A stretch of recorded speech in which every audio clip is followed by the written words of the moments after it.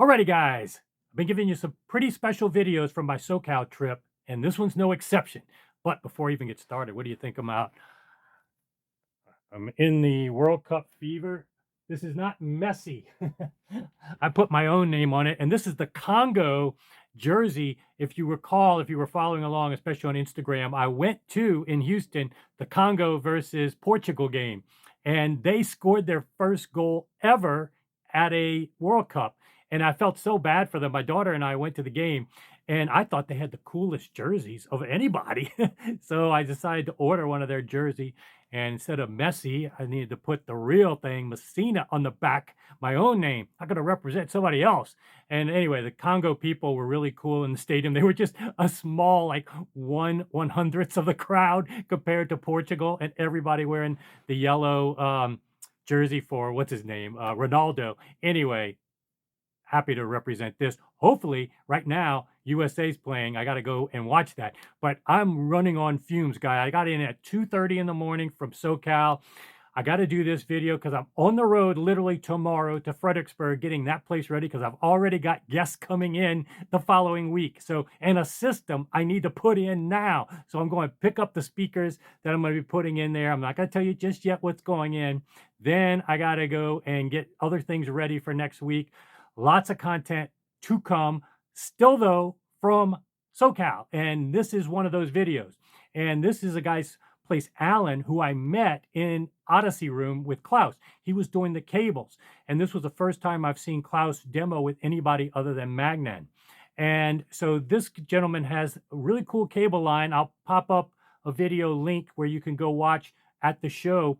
But also, we just started talking after, and he was telling me about his system and how close he was located in West Hollywood, near me, Covina, not that close. But I had time one day after my Bach install. I decided to go ahead and squeeze them in. It was only for maybe a 30-minute, hour visit at most, but I was definitely happy I did it because it was well worth the drive. His room, I think you're really going to appreciate because it has all the things that I subtly look for in those elevated audiophiles in terms of paying attention to the room and what challenges they had. Like I had a challenge here. What did they do to overcome those challenges? And then what gear did they buy? When you have a choice, and he has Avalon speakers, which if you watch my coverage of Vienna, that was one of the better sounding rooms. And I talked to you about 20 plus years ago. That was on my short list of favorite speakers. And I didn't understand why I don't see them in the US market. Well, in this video, this gentleman got the scoop on why you don't see them that much in the US market. And it does make somewhat sense, on top of the fact that the Asian market is more lucrative right now for sure. But in any case, you're going to see that. Lots of cool things in there. And I'm also giving you music clips. And unfortunately, I have to do this because the perception nowadays is the opposite. I'm not getting paid anything for this video, even though he represents a cable line. Actually, he's a competitor to what I represent, which is Via Blue. His cable brand is Stella. I'm not getting compensated anyway. I went over there on my own time, nickel. He's not paying me anything for this video. This is just like I talk about all the time. My channel is about my journey. I'm sharing with you what I did while I was there. I think there's a lot of things on top of his cable line that you can take away, and these music clips are going to be cool. And again, when I give you music clips, I make no money. Google takes all the money whenever I give you music clips. So just an FYI, because that's part of the scuttlebutt of some of the unfortunate bad apples in the industry. So just want to give you that little feedback. Enjoy this video. Plenty more to come. Alrighty, guys, more fun stuff from my SoCal trip. And this is a last minute edition, but I'm glad I stopped by because I'm about to show you some things that really separate audiophiles from hardcore audiophiles and things being done right. But just to introduce Alan, this is Alan who did the Stella cables. You had them at the show with Odyssey and yes, Klaus, yes, and even Klaus is over here. And you're going to see some Klaus equipment here, the Odyssey amps, the Kismets, and these are kind of before you get the final version of his new ones, getting the prototype. You're going to be getting those new ones as well, right? Yes, yes, yes. You're going to be getting the new ones. These are just our prototypes. Yeah. You know, and the man behind this is he put the most labor into crafting these cables. Okay. And he was like pushing us, like, come on, let's do it. So Yeah, and for people that didn't see you at the show, I mean, you're doing silver conductors. we don't want to disclose Yeah, what we use that's right. Okay. in terms of materials wise. Okay. We let the buyers, the user, Okay. if you guys gonna buy it, and you guys have the 30 days To try free it. return to try them, and you determine what you're hearing in our cables. Okay. Right. Yeah, and the jacketing is beautiful. I'll show you that real quick if you didn't see it at the show. You can kind of see it. It's beautiful. But what I want to showcase for you, even if you're not a big cable guy or tweak guy, there are certain things here that super impress me because this is a garage.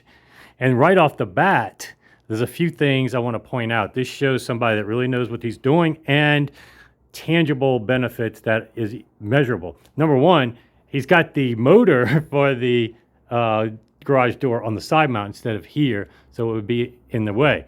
He's also removed the ceiling tiles, which often can resonate, and you said you had that problem. Yes. So this creates a much better sonic environment, and the vaulted ceiling. The vaulted ceiling here. This sounds, you know, I've seen very, niche made rooms. I bet you any money don't sound better than this room. He's done a lot of stuff, may even do a rug pad under here, but this flooring is very good for non-resonant properties. And also he spent some time with addressing that as well. He's got maple shade platforms and their brass feet and a custom rack, even double layers of vibration control. And here's a few other things I want to show you guys. Number one, Avalon speakers. I'm going to have some music clips. These are awesome speakers. I fell in love with them in the early 2000s. This is circa what year? This is the 98 to 2003. Yeah. So these were the ones back in the day that I really fell in love with. They have the Acoustics drivers. This faceted cabinet makes a big difference. And back in the early 2000s, nobody was doing that. Yes. And they were doing it the best. And a huge cabinet. I mean, this thing is inert. And so they were well ahead of their time. I've always been wondering what happened to them, why I don't see them in the U.S. market. But you got that answer, is that right? And it had to do with... Yes. It had to do with the walls in the USA where it was all, what do you call that? Just stucco and wood Stuccos frame and- instead of wood frame, drywall. concrete Yeah. Drywalls, all drywall. So it's bad for the sound. And that's why Avalon opt to go with Asia market where it is mostly concrete walls. Concrete and bricks, yeah.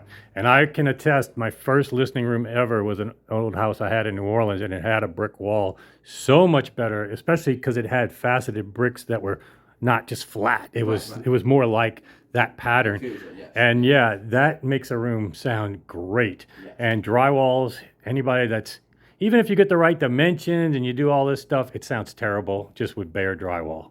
So you have done a great job. That's the other thing, putting treatment all around, and you see everything from tube traps to diffusers.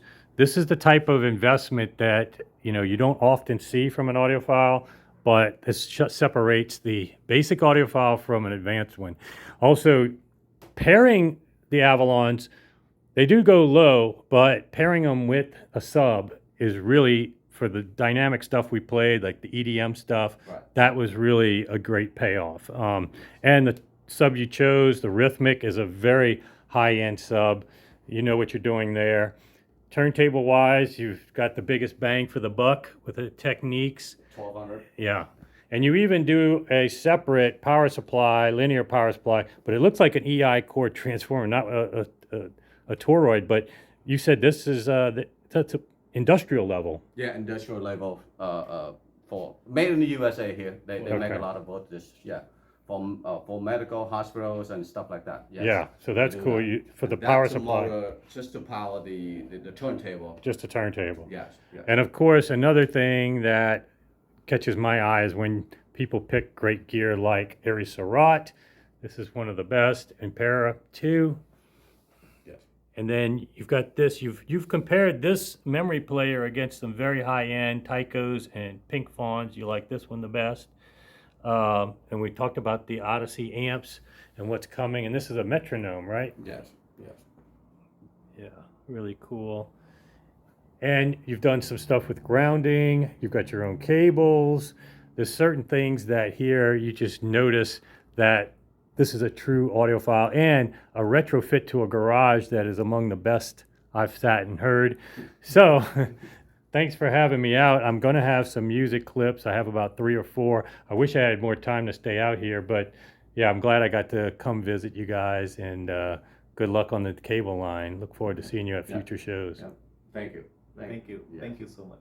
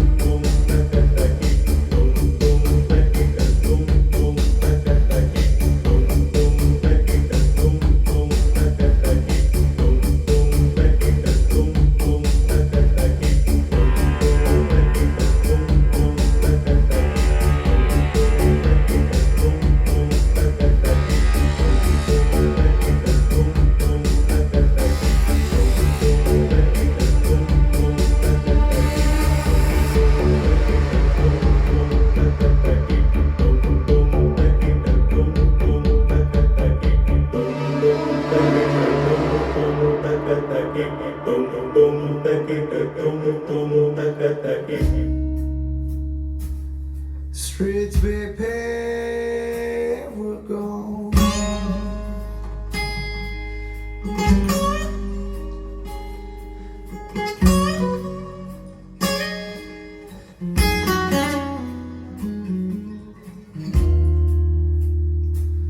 What I see ain't so pretty. Surely turn me to stone.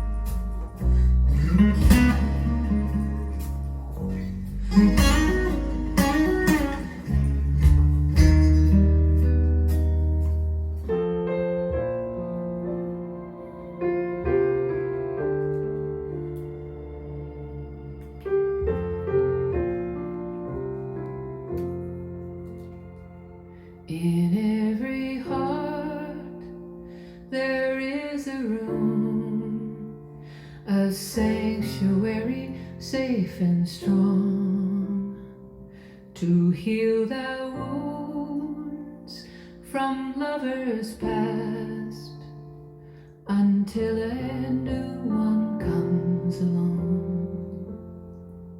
I spoke to you in cautious tones. You answered me with no pretense. and still I fear I've said too much. My silence is my self-defense. For every time I've held a rose, it seems I only felt the thorn. And so it goes, and so it goes, and so will you soon, I suppose. But if my silence made you leave, then that would be my worst mistake. So I will share this room with you, and you can have this heart to break.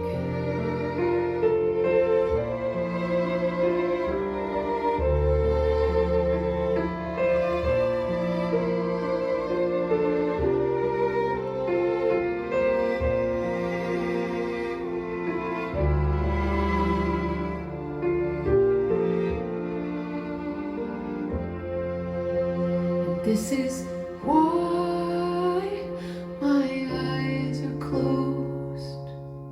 It's just as well for all I've seen. And so it goes, and so it goes, and you're the only one who knows. So I would choose to be with you. That's if the choice were mine to make. But you can make decisions too, and you can have this heart to break.